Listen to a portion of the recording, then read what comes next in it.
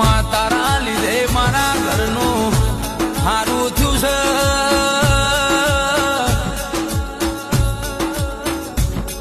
અમે તને પૂજી એનું પ્રમાણ તમે આલી દીધું છે.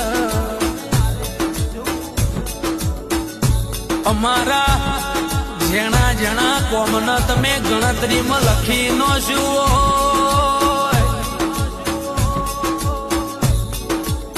મારી બાપુડી તારી વાતો ના થાય.